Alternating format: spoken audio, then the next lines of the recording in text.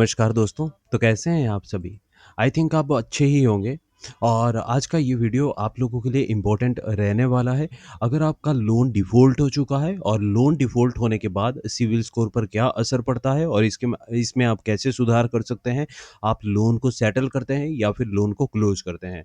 और आज का ये कंप्लीट वीडियो इसी के ऊपर रहने वाला है। आपको स्किप नहीं करना है और ना ही आपको इन पॉइंट के ऊपर ध्यान देना है। आपको ध्यान देना है सिर्फ़ और सिर्फ़ जो आपको मैं बातें बताऊँगा, जो भी आपको डिटेल बताई जाएगी, उसको आपको फ़ॉलो करना है और जो भी आपको यहाँ पर जानकारी मिलेगी, आपको ऑथेंटिक और जो भी आपको प्रॉब्लम क्रिएट हो रहा है लोन डिफ़ॉल्ट के समय एंड डिफ़ॉल्ट होने के बाद जो आपके मन में डाउट है, ये सारे के सारे डाउट आपके इस वीडियो में क्लियर हो जाएँगे। और अगर आपने अभी तक इस चैनल को सब्सक्राइब नहीं किया है, तो आप डेब्ट फ्री सॉल्यूशन चैनल को सब्सक्राइब कर लीजिएगा। आपको ऐसे ही फ्यूचर में वैल्यूएबल वीडियो मिलते रहेंगे। आपका लोन डिफ़ॉल्ट हुआ है, आपका सिविल रिपोर्ट कोई इश्यू है, आप अपने लोन को सेटल करना चाहते हैं, आपको किसी बैंक या एनबीएफसी के रिगार्डिंग कोई लीगल इश्यू क्रिएट हो रहा है, कोर्ट का आपको समन मिल चुका है, किसी भी प्रकार से हरासमेंट हो रहा है, आपको डेब्ट फ्री सॉल्यूशन चैनल पर हर प्रकार का वीडियो मिल जाएगा, जिस भी लोन के बारे में आपको इश्यू क्रिएट हो रहा है।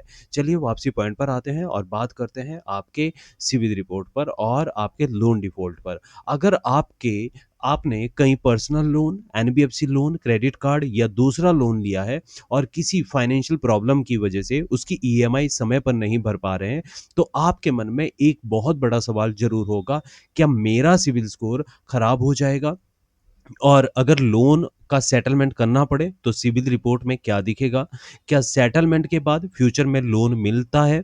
और अगर सिविल स्कोर खराब हो गया तो उससे दोबारा इम्प्रूव कैसे किया जाता है?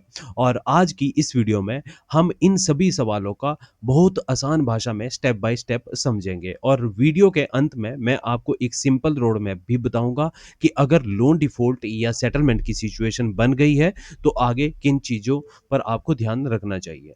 अब पहली बात करते हैं लोन डिफ़ॉल्ट और सिविल रिपोर्ट का कनेक्शन, क्या कनेक्टिविटी है? सबसे पहले ये समझना आपके लिए बेहद ज़रूरी है कि लोन डिफ़ॉल्ट और सिविल स्कोर एक दूसरे से कैसे जुड़े हुए हैं। जब आप लोन लेते हैं, लेंडर आपके लोन अकाउंट और रीपेमेंट बिहेवियर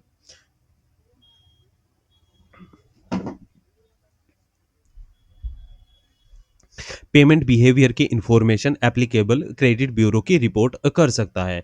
अगर इस क्रेडिट सिविल स्कोर के ऊपर मैंने एक कंप्लीटली बेसिक वीडियो भी बनाया है जो बेसिक से लेके आपको समझ में आ जाएगा। उसका आप या तो प्लेलिस्ट में जाकर आप वीडियो देख लेना या आप यूट्यूब पे जाके इसी सेक्शन में आप सर्च कर लेना, ठीक है?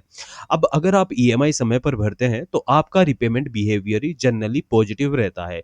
लेकिन अगर ईएमआई मिस होती है, पेमेंट ओवरड्यू हो जाता है या लगातार रीपेमेंट प्रॉब्लम बनी रहती है, तो इसका मतलब असर आपकी क्रेडिट हिस्ट्री पर पड़ता है। क्रेडिट हिस्ट्री का मतलब आप समझिएगा कि जब आपका लोन डिफ़ॉल्ट होता है, तो किस तरीके से क्रेडिट हिस्ट्री आपकी खराब होती है। मैं ज़्यादातर वीडियो जो बनाता हूँ, आपका सिविल रिपोर्ट के ऊपर बनाता हूँ, लाइक किसी लोन के बारे में बनाया, तो उसमें आपको जो डिटेल दिखाई जाती है, वो सिविल रिपोर्ट की डिटेल दिखाई जाती है। आप देखते भी होंगे अगर पहले से वीडियो को। अब एक ईएमआई मिस होना और लंबे समय तक लोन रीपेमेंट नहीं करना, दोनों को बिल्कुल एक जैसा नहीं समझना चाहिए। आपकी क्रेडिट रिपोर्ट में क्या रिपोर्ट होगा, यह लेंडर की रिपोर्टिंग और आपका जो अकाउंट रहता है, उसकी एक्चुअली स्थिति पर डिपेंड कर सकता है। इसलिए अगर ईएमआई मिस हो गई है, तो सबसे पहले पैनिक करने की ज़रूरत नहीं है। अपनी एक्चुअली स्थिति समझिए और यह देखिए कि आपका अकाउंट किस स्टेज पर है। नंबर 2, एक ईएमआई मिस और लगातार डिफ़ॉल्ट में क्या डिफ़रेंस है? अगर आपका एक ईएमआई डिफ़ॉल्ट होता है और अगर लगातार डिफ़ॉल्ट होता है, उसमें क्या डिफ़रेंस रहता है? अब इस डिफ़रेंस को एक एग्ज़ाम्पल से समझते हैं। अब मान लीजिए आपकी ईएमआई की ड्यू डेट 5 तारीख की थी और किसी टेक्निकल या टेम्परेरी फाइनेंशियल प्रॉब्लम की वजह से पेमेंट कुछ दिनों के लिए डिले हो गई है। यह सिचुएशन अलग है। दूसरी तरफ अगर कोई व्यक्ति कई महीनों तक ईएमआई नहीं भर पा रहा है, आउटस्टैंडिंग लगातार बढ़ रहा है, तो यह ज़्यादा सीरियस रीपेमेंट प्रॉब्लम हो सकती है। इसलिए आपको सिर्फ़ यह नहीं देखना है कि मेरी ईएमआई मिस हो गई है, बल्कि यह देखना है कितने दिन से ओवरड्यू है, कितनी ईएमआई पेंडिंग है, टोटल आउटस्टैंडिंग अमाउंट कितना है और लेंडर के रिकॉर्ड में अकाउंट की करंट स्टेटस क्या है। यह जानकारी आपको आगे की सही डिसीज़न लेने में मदद करेगा। अब दूसरा रहता है सिविल रिपोर्ट में क्या-क्या दिखाई दे सकता है। अब आपने पहले वीडियो देखा होगा तो आप जानते भी होंगे, परंतु मैं इसमें एक शॉर्ट फॉर्म में भी आपको बता देता हूँ एंड क्रेडिट रिपोर्ट की। आपकी जो क्रेडिट रिपोर्ट रहती है, सिर्फ़ आपका स्कोर नहीं होती है, उसमें आपके क्रेडिट अकाउंट से जुड़ी हुई इम्पोर्टेंट डिटेल हो सकती है। अब जो पेमेंट हिस्ट्री रहता है, आउटस्टैंडिंग अमाउंट रहता है, ओवरड्यू अमाउंट रहता है और अकाउंट स्टेटस रहता है। क्रेडिट लिमिट जहाँ एप्लीकेबल रहती है, जहाँ एप्लीकेबल नहीं रहती है, वहाँ पर क्रेडिट लिमिट शो नहीं होती है और अकाउंट से जुड़ी दूसरी जानकारी यानी दूसरी रिपोर्ट इन्फॉर्मेशन भी आपको आपके सिविल रिपोर्ट में मिल जाती है। इसलिए अगर आपका लोन डिफ़ॉल्ट हुआ है तो केवल स्कोर देखकर डिसीजन मत लीजिएगा। बहुत सारे आप में से देखते हैं कि आपका 700 है, 600 है, ये मैटर नहीं करता है, ठीक है? अब अपनी पूरी क्रेडिट रिपोर्ट को समझना ज़्यादा इम्पोर्टेंट रहता है और अगर आपको रिपोर्ट में कोई भी इंफॉर्मेशन दिखाई देती है, आपको गलत लगती है, तो उसे इग्नोर मत कीजिएगा। पहले लेंडर और जो आपका क्रेडिट ब्यूरो है, उनको आपको डिस्प्यूट रेज़ करना है और उसमें करेक्शन करवानी है एंड उसके ऊपर कैसे आप करेक्शन कर सकते हैं, इसके ऊपर मैं एक वीडियो बना दूँगा अगर आपको इसकी आवश्यकता पड़ेगी। अब लोन सेटलमेंट करने पर सिविल पर क्या होगा? अब आते हैं सबसे मेन इम्पोर्टेंट पर, लोन सेटलमेंट करने पर सिविल में क्या होगा? सबसे पहले एक बहुत इम्पोर्टेंट डिफरेंस समझिए, सेटल्ड और क्लोज़ एक ही चीज़ नहीं है। अगर आपके लोन की पूरी जो कंडीशन रहती है, ड्यूज़ रहता है, अमाउंट रहता है, जो आपको रिपे करके अकाउंट आपका बंद किया जाता है, सिचुएशन अलग रहती है, जितना भी आपका अमाउंट रहता है। लेकिन अगर फाइनेंशियली डिफ़िकल्टी की वजह से लेंडर के साथ नेगोशिएट सेटलमेंट हुआ हो और एग्रीड सेटलमेंट अमाउंट पर अकाउंट रिज़ॉल्व होता है, तो क्रेडिट रिपोर्ट में उसका स्टेटस अलग तरीके से रिफ्लेक्ट करता है, आप जानते भी होंगे। इसलिए सेटलमेंट को केवल इस नज़र से नहीं देखना चाहिए कि आज पेमेंट करके प्रॉब्लम खत्म हो जाएगी, आपको फ्यूचर क्रेडिट इम्पैक्ट भी समझना पड़ेगा कि फ्यूचर में आपका जो क्रेडिट इम्पैक्ट है, वो क्या रहता है। अगर सेटलमेंट कंसीडर आप कर रहे हैं, तो लेंडर से रिटर्न टर्म्स और अकाउंट स्टेटस को क्लियरली समझना ज़रूरी है।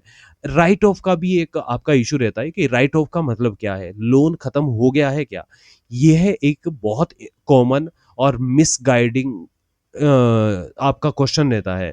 कई लोग सोचते हैं अगर लोन राइट ऑफ हो गया है तो लोन खत्म हो गया है। लेकिन सिर्फ राइट ऑफ स्टेटस को देखकर एज्यूम नहीं करना चाहिए कि आपकी पूरी रिपेमेंट ऑब्लिगेशन ऑटोमेटिकली समाप्त हो गई है। रिटर्न ऑफ का या right of reporting accounting status आपका हो सकता है।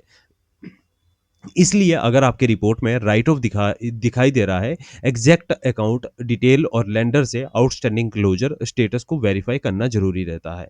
राइट ऑफ का मतलब ऑटोमेटिकली सब कुछ खत्म नहीं है। इस पॉइंट को वीडियो में थोड़ा आपको ध्यान से समझना पड़ेगा कि जो आपका लोन राइट ऑफ रहता है, इससे पहले आप वीडियो देख लेना, उसमें सिविल रिपोर्ट में आप समझ जाओगे कि राइट ऑफ, एक्टिव लोन, इसमें क्या-क्या डिफरेंस है।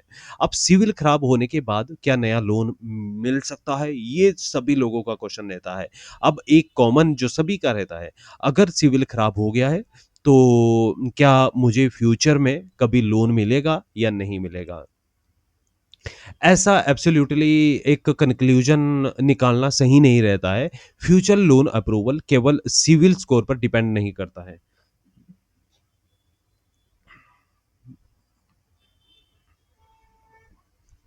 लेंडर की लेंडर कई फैक्टर देख सकता है, क्रेडिट हिस्ट्री को देख सकता है, करंट इनकम को और आपकी लायबिलिटी को, रीपेमेंट बिहेवियर को, करंट आउटस्टैंडिंग को, आपका लोन अमाउंट को, एप्लीकेंट की ओवरऑल फाइनेंशियल प्रोफाइल को। इसलिए खराब क्रेडिट रिपोर्ट फ्यूचर बोरोइंग को डिफ़िकल्ट बना सकती है। लेकिन यह कहना कि अब ज़िंदगी में कभी लोन नहीं मिलेगा, सही अप्रोच बिल्कुल भी नहीं है। आपका फ़ोकस होना चाहिए नई पेमेंट प्रॉब्लम को कम करना और धीरे-धीरे हेल्थी क्रेडिट रिपोर्ट बनाना और मैं हर वीडियो में कहता रहता हूँ आप लोगों को, मल्टीपल लोन डिफ़ॉल्ट में सिविल कैसे इम्प्रूव करें। अगर आपके पास एक नहीं बल्कि कई लोन हैं और रिपेमेंट प्रॉब्लम चल रही है, तो सबसे पहले सिचुएशन को ऑर्गेनाइज़ करना है आप लोगों को। एक सिंपल शीट बनाएँ आप, ठीक है? और स्क्रीन पर आपको एक शीट नॉर्मल सी बनानी है, एक्सेल शीट बनाओ। अगर आप शीट नहीं बना सकते हैं, तो आप कॉपी पेन पर लिख सकते हैं, लोन का नाम, आउटस्टैंडिंग अमाउंट, ईएमआई, ओवरड्यू और करंट स्टेटस। ये सारी डिटेल सभी लोन की आपको लिखनी है, एक लिस्ट बना के, ठीक है? अब सभी लोन को एक जगह लिखना है आपको, इधर-उधर नहीं लिखना है। इसके बाद अपनी मंथली इनकम और टोटल ईएमआई ऑब्लिगेशन कंपेयर करना है कि आप दे पा रहे हैं पेमेंट या नहीं दे पा रहे हैं। सेटलमेंट आपके लिए बेटर है या रीस्ट्रक्चर आपके लिए बेटर है या आपके लिए क्या कौन-सा ऑप्शन क्लोज़र आपके लिए बेटर है। जो आपके पास आपकी इनकम का 50% कवर करता है, वो ऑप्शन आपके लिए बेटर रहेगा। अदरवाइज़ अगर आप पूरा का पूरा इनकम का सोर्स इसमें लगाओगे, तो आप बाहर नहीं निकल पाओगे। अब अगर लोन की कैपेसिटी से ज़्यादातर रहता है आप लोगों का अमाउंट, ठीक है? लोन का अमाउंट आपका ज़्यादा रहता है और इनकम कम रहता है। ठीक है। अब क्रेडिट रिपोर्ट में गलत एंट्री अगर हो जाती है, तो आपको मैंने पहले भी बताया था क्रेडिट रिपोर्ट करनी होती है, क्रेडिट को रिपोर्ट करनी होती है, लेंडर के ऑफिशियल मेल पर आपको डिस्प्यूट रेज़ करना है, तो ये सारा डिटेल आपको ध्यान में रखना है। लोन सेटलमेंट के बाद कौन-सी गलती ना करें। पहली गलती, सिर्फ़ वर्बल सेटलमेंट पर भरोसा आपको बिल्कुल भी नहीं करना है। अगर सेटलमेंट हो रहा है, तो रिटन टर्म्स को समझना ज़रूरी है। दूसरी गलती, पेमेंट का प्रूफ नहीं रखना, हर पेमेंट की रिसिप्ट कन्फर्मेशन संभाल कर आपको रखनी है। तीसरी गलती, सेटलमेंट के बाद अकाउंट स्टेटस चेक ना करना, क्लोज़र या सेटलमेंट डॉक्यूमेंट को सुरक्षित आपको रखना है। चौथी गलती, क्रेडिट रिपोर्ट कभी चेक ना करना, कुछ समय बाद आपकी जो क्रेडिट रिपोर्ट उसको रिव्यू करें, उसको देखें, रीपेमेंट इन्फॉर्मेशन कितनी बन रही है, कितनी नहीं बन रही है। पाँचवीं गलती है आपकी, एक प्रॉब्लम को सॉल्व करने के लिए बिना रीपेमेंट कैपेसिटी देके नया हाई कॉस्ट लोन लेना। अगर पहले से फाइनेंशियल स्ट्रेस है, तो नया बोरोइंग डिसीजन बहुत सोच समझ कर आपको लेना चाहिए। सिविल रिकवरी का कंप्लीट अगर रोड मैप आपको समझना है, तो अब इस वीडियो का सबसे इम्पोर्टेंट बात है ये, ठीक है? अगर आपका लोन डिफ़ॉल्ट हो गया है या सेटलमेंट की सिचुएशन आ गई है, तो आपको फ़ोकस सिर्फ़ सिविल कब ठीक होगा पर नहीं होना चाहिए। आपकी पूरी फाइनेंशियल रिकवर का काम करना चाहिए। अब इसको आपको ध्यान से आपको सुनना है और पॉइंट को आप मेंशन भी कर सकते हैं। आपका डिफ़ॉल्ट, आपकी फाइनेंशियल सिचुएशन आपको समझनी है, लोन डिटेल्स कलेक्ट करनी है आपको, सिविल रिपोर्ट से करो कहाँ-कहाँ से आपका लोन है, लेंडर का, ऐप का नाम, लेंडर से आपको कम्युनिकेशन करना है और आपका रिज़ॉल्व करने के लिए आपके पास कौन-कौन से ऑप्शन है और जो रिटर्न टर्म्स है, क्या-क्या कहती है, ये भी आपको पढ़ लेना है। पेमेंट एग्रीड टर्म्स आपको ये भी पढ़नी है। जो आपको डिटेल बताई है, ये आपको सारी की सारी ध्यान रखनी है और हेल्दी रीपेमेंट बिहेवियर आपको रखना है। यही लॉन्ग टर्म अप्रोच ज़्यादा प्रैक्टिकल रहती है। सिविल कोई ओवरनाइट प्रोसेस से ठीक नहीं होता है। सबसे इम्पोर्टेंट चीज़ है कि आगे का रीपेमेंट बिहेवियर एक रीज़नेबल रहे आपका और क्रेडिट रिपोर्ट में सही इन्फॉर्मेशन मेंटेन हो। और आपको ये जो आज का वीडियो में हमने 10 इम्पोर्टेंट बातें समझी है, अगर आपकी ईएमआई मिस हो गई है, तो सबसे पहले पैनिक मत कीजिएगा। आपकी टोटल आउटस्टैंडिंग ओवरड्यू और लोन स्टेटस को समझिए। अगर सेटलमेंट कंसीडर कर रहे हैं, तो सेटल्ड और क्लोज़्ड को डिफरेंस ज़रूर समझिए आप। रिटर्न ऑफ या राइट ऑफ लोन खत्म समझने की गलती आपको बिल्कुल भी नहीं करनी है और सबसे ज़रूरी, हर पेमेंट, सेटलमेंट और कम्युनिकेशन का प्रॉपर रिकॉर्ड आपको रखना है। अगर क्रेडिट रिपोर्ट में कोई गलत इन्फॉर्मेशन दिखाई देती है, तो उसे आपको ऑफिशियल प्रोसेस के थ्रू आपको करेक्ट कराने की कोशिश करनी है। आप जब भी सिविल रिपोर्ट करोगे, तो वहाँ पर एक ऑप्शन आएगा आपका डिस्प्यूट का, तो उसमें आपको रिक्वेस्ट रेज़ कर देनी है और अगर मल्टीपल लोन की वजह से फाइनेंशियली प्रेशर है, तो सिर्फ़ एक ईएमआई भरने के लिए लगातार नया डेब्ट लेने की बजाय पूरी डेब्ट रिज़ॉल्यूशन स्ट्रैटेजी को समझना ज़रूरी है।